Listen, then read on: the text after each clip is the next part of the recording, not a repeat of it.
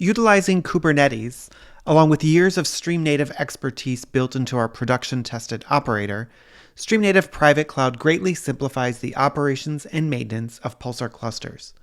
With custom resource definitions for each major component, StreamNative Private Cloud configurations are defined in a single YAML file.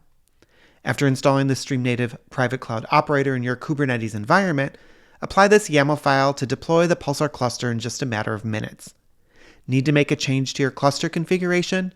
No problem. Previously complicated multi-step processes like cluster upgrades or bookie decommissioning are as simple as editing the YAML file and applying the change through the operator. With your private cloud cluster now installed, StreamNative encourages you to test advanced features to simplify data management at an organizational level.